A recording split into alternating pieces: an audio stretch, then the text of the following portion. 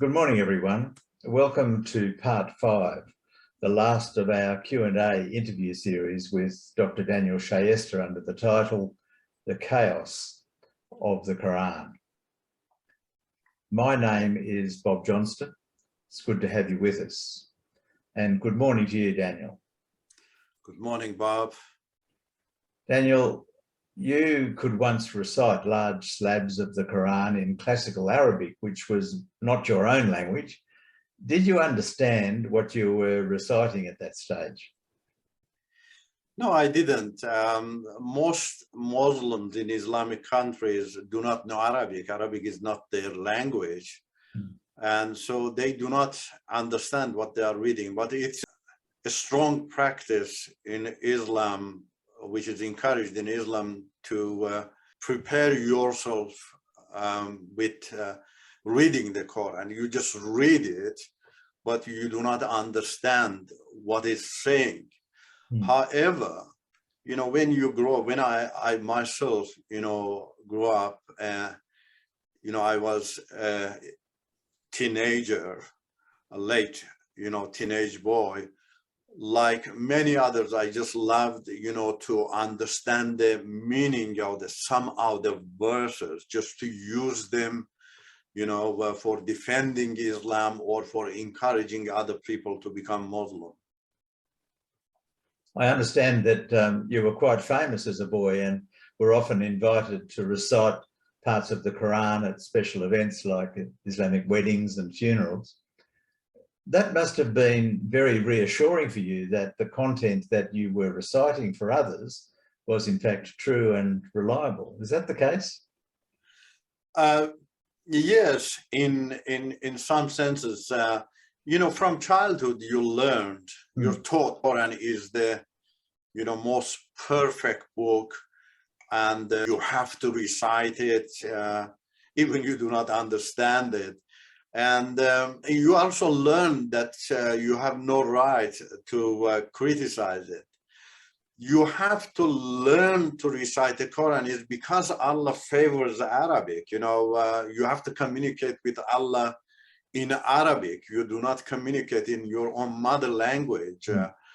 And that's why all Muslims, no matter where they are, they have to just read, memorize the creeds for the prayer, daily prayer, and just to repeat it daily in their daily prayers, even though many of them do not know, what is that saying. So that was the mindset they have created in us, that we, had to recite the Quran. And you are one of those fortunate ones that if you are prepared to read the Quran and recited it with a nice and beautiful and loud voice. So I had that voice and I was also able to recite the Quran, and that really was the assurance, I can say to you, a worldly assurance that could gain fame for me and bring honor for me. And that's why I became famous in the area. And it brought an honor to my family that for raising such a boy that is able to recite the Quran with a loud voice and caring for the Quran. And then I believe as a university student, you actually met secretly and in person with a few of the top religious leaders during the time of the Shah, and even with Ayatollah Khomeini after the Islamic Revolution of 1979. Did those meetings increase your confidence in the Quran at that time? Oh, yes. It was very clear that the extraordinary fame that Ayatollah had and other leaders had was because of the Quran.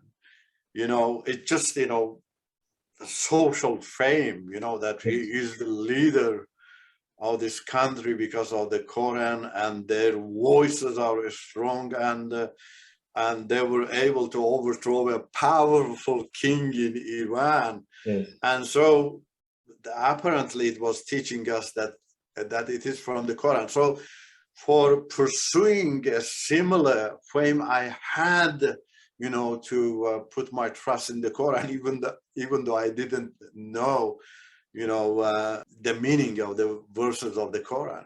Yeah, yeah. So how old were you when you first began to doubt the authenticity of the Quran, and what specific events first triggered your doubts? I was in prison. I was 29 years old in that time, and in prison, the only available book was the Quran. And so I heard in prison the justification of Muslims for persecuting others was the Quran, and and the Islamic holy leaders like Muhammad and other imams. So they were saying that this is coming from the Quran. And I personally myself said, rejected that in my mind. I couldn't say anything to them. I said, no, it is you have hijacked the Quran and Islam. But what I did, Bob, after that, I started to read the Quran in Farsi, in Persian. I said, oh, maybe they are right. I haven't read the Quran in my own mother language, because you're afraid to read the Quran in your own mother language. You're always encouraged not to read that in your mother language, because translations, are not carrying the right meaning. But I said, why then it was translated? It was translated for a purpose. So I have to read that in my own father language, Persian. So I started to read the Quran from the beginning to the end, in Farsi. I was shocked, really. I was shocked to discover that the source of all evil, all unforgiveness, hostility, discrimination was the God of Islam, Allah. It was not easy, really, to come face to face with a shock, and it just shocked me for more than a week. And then eventually I told myself that if Allah is the source of every evil, then what can I expect from Ayatollah Khomeini? Yeah. And then, that little piece of logic really touched my brain, and I said, I won't be able to free myself unless I kick out the God of Islam, from my life. And that's what happened in my life later. So what finally convinced you to reject all the teachings of the Quran and the religion of Islam? Oh, the immeasurable, lack of confidence, discrimination, and hostility in Iran all revealed to me that all this, is from the Quran.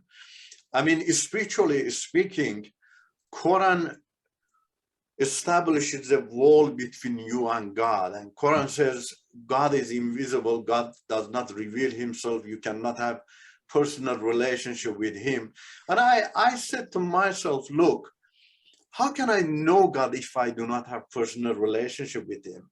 How can I follow him if I do not have a personal relationship with him? How do I know him if there is a wall between me and him and I can not understand him personally?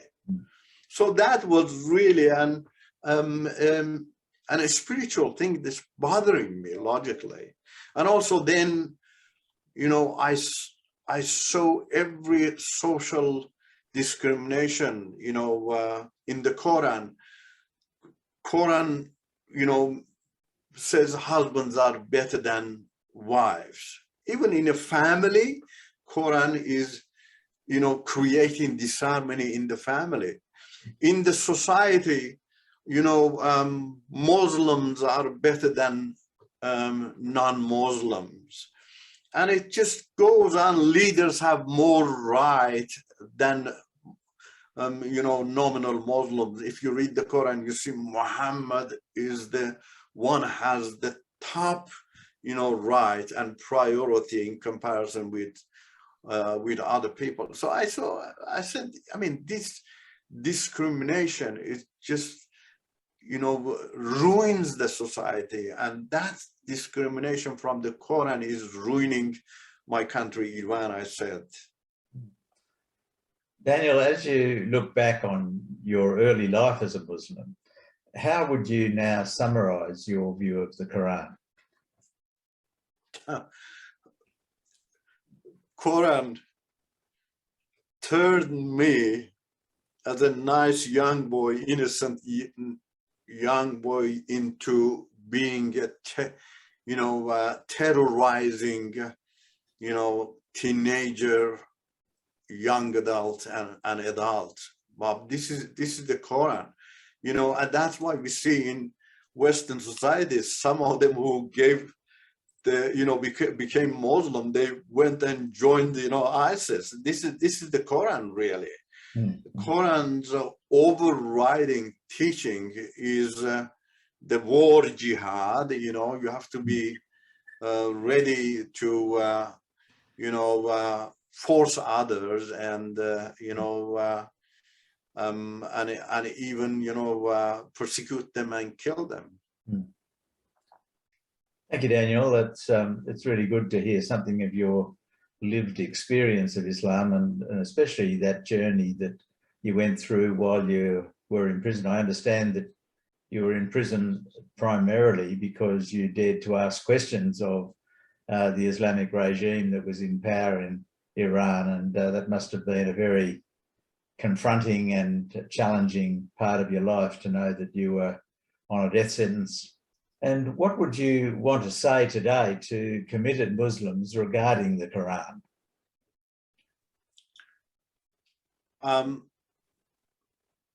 A genuine commitment comes from the God who is the source of kindness, compassion, love, peace, and justice. The Quran is calling Allah is the best of deceivers. Yeah. You cannot expect commitment from a deceiver. A deceiver is deceiver. And for this reason, really, I want to encourage committed Muslims full-heartedly to read the gospel and to understand that the mission of Jesus Christ was to encourage people to become humble. And the gospel says that he himself became humble, made himself humble, and came to the level of us human being, and even washed the feet of his disciples. And he said, I'm your teacher, I'm washing your feet, and you need to learn and to do the same with others. So you see, the commitment necessitates humility. If we need to be humble and have a full dedication to God and express our commitment to God, we need to read the gospel of Jesus Christ. We need to put our trust in the Lord Jesus Christ. Thank you. So thank you for sharing with us some of that lived experience in Islam, and especially for the responses you've given to my questions. Thank you too to the viewers for joining us for this series. We trust that you found Daniel's insights helpful. If you want to ask questions about any of Dr. Daniel's responses, please place them in the comments section below this YouTube video. We will select questions from here from time to time for our Q&A program on this same YouTube channel. If you found this interview helpful, please take the time to press the like button below and subscribe to this channel. Please tune in for future interviews.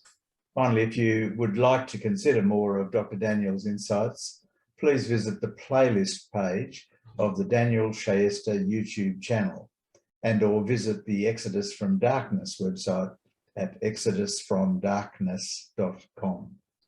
Thanks for joining us.